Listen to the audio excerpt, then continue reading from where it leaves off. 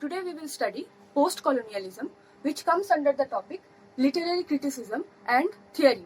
So I think all of you know what is a colony. Like India was ruled by the Britishers, so we can say that India was a colony of the British.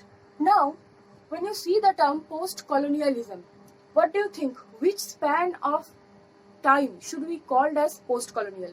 You can say that we will say after 1947, when India became free. After that, the time period, we will call it post-colonialism. Let me write the term. So, if you write it like this, when we are using post as a prefix, you may guess that it can be called as the time period after 1947. But is it so? Post-colonialism can also be understood from the time when India became a colony. So the time after India becomes a colony, it can be called as post-colonial. Why? Because it is not only a specific event which changed our way. Yes, it has changed our way of life, but not in a complete way. After we became a colony, we have gone through a lot of changes in our identity, in our culture. It was the whole process which was going on. So we will say that post-colonialism will write it like this. And we will say that it is an ideological response to colonialism.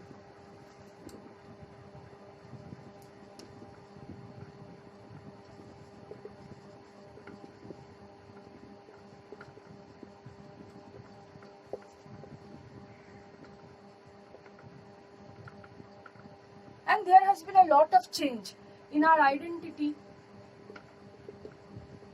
in our culture.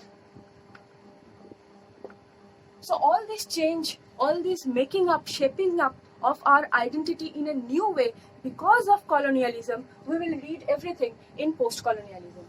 So after we have known the definition, I will name few books which has established post-colonialism, and it emerged as a distinct field only in the 1990s. So I am writing down the important names of the book.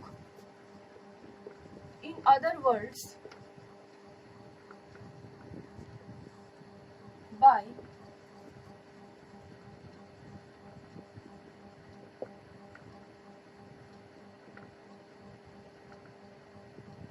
Chakravarti Spivak.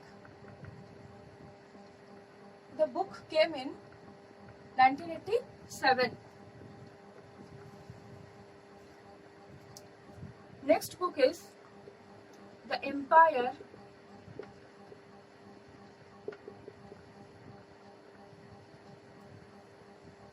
writing the date here. We'll write the date here. Okay. By Bill Ashcroft.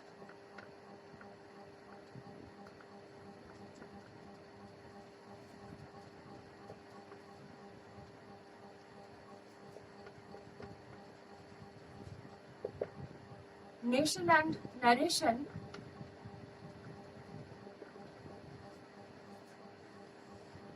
So see, the third name of the book is Nation and Narration, written by Homi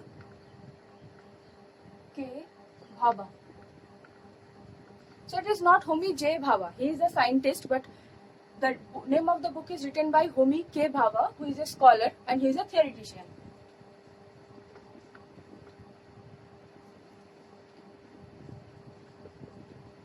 Then there are two books which are written by Edward Said. One is Culture and Imperialism, and next is Orientalism. Both are very important for the idea of post-colonialism. Culture and Imperialism came in 1993, and Orientalism, where he defined what is Orientalism, and his ideas are very important. It came in 1978. So both these books, they are written by Edward Said. So these are the name of the books which made a very important contribution in the idea of post-colonialism. Now we will come to the major theoreticians. We'll discuss them one by one.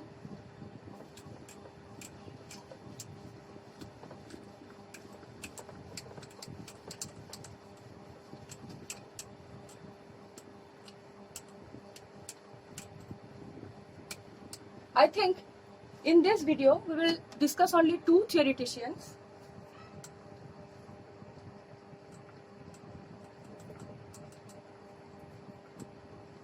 One is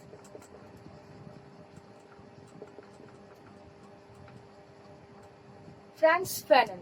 So he was one of the very first theoretician who gave the idea that how the people who are colonized, how they are dehumanized by the colonizers. So he was the very first theoretician, and he gives his idea in the book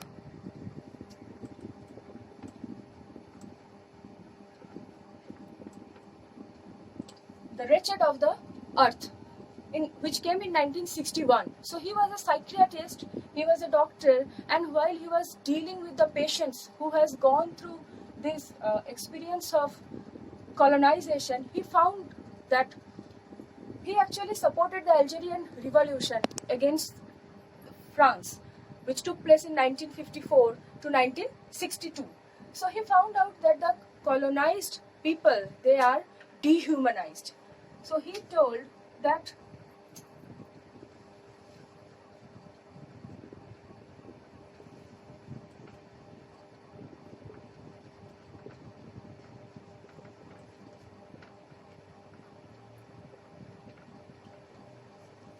the colonized, they are completely oppressed, they are suppressed, and they are not thought of as human beings. The treatment that is given to them, it is completely dehumanizing.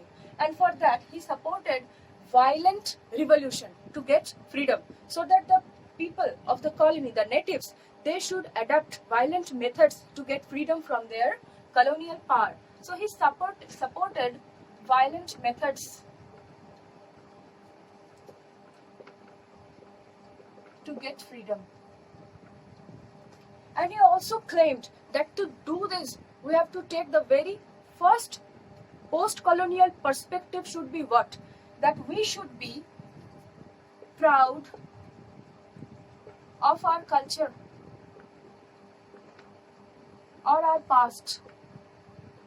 So we have to reclaim our past, we have to reclaim our glorious culture and past very soon. We have to reclaim our culture and past at first, and then we have to erode the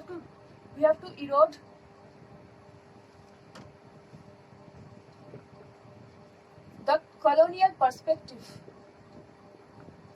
We have to erode the colonial perspective which degrades us.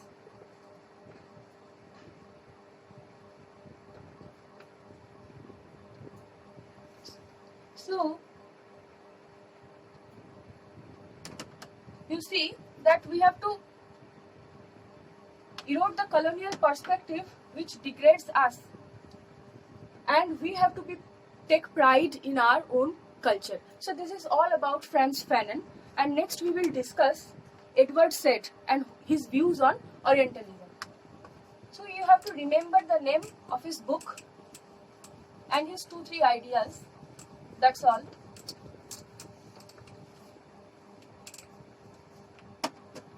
Next we will study about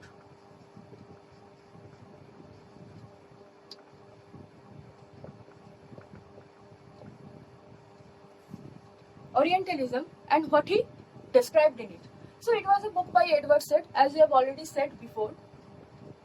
Now he has given 3 definitions how to express, how to understand this term. First is as an academic field.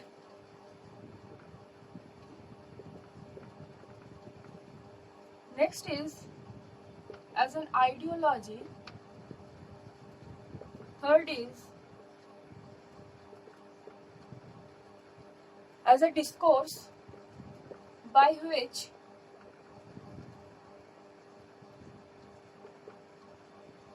Europeans manage to control us. So these are the three definitions. So at first let me explain whom we called the Orient. The countries which came in the east of the Mediterranean Sea, they were called the countries of the Orient, like the countries in the Middle East, or you can say India also is a country that will be called as Orient. So what they did, the researchers or the historians or the any person who will study about these countries and will write about them, do some research work on them, those works will be called as Oriental work or Orientalism. Next is as an ideology. Ideology means they created a binary opposition between the Occident and the Orient. So they said they created, they socially constructed these ideas that the people of the Orient, they have no reason. The Occident means the countries in the West, they are much more superior. The persons, the Orient, they are inferior in many ways. So they created this so that they are able to create that opposition. They are able to create that binary. And this ideology, they developed slowly. So this can also be called as one definition of Orientalism. And the third is as a discourse by which Europeans managed to control us. So what they did is they developed this ideology they developed, and they spread the knowledge that they controlled us socially, politically, imaginatively, in every way. They created this discourse, this way of understanding, so that they can claim themselves. So at first they created the binary and they said that we are inferior, and then they developed this idea into a discourse, a sort of how we understand it. And through this construct, the way they created it, they were able to manage us in every form of our life, be it social, political, economic, even in imaginatively also. See, the colonized people, they very normally think that they are inferior to the Western. So this is a social creation. This has been a social construct which has been created by the Europeans to control us. So here in this three way he has explained it. And after this we also have few more theoreticians. This was by Edward Said. So we have few more theoreticians. It is Gayatri Chakraborty Spivak, Homi K. Bhabha. Both of them are very important, and 2-3 more which we will discuss in the next video. So thank you. Keep learning, keep loving literature, and keep continuing understanding it.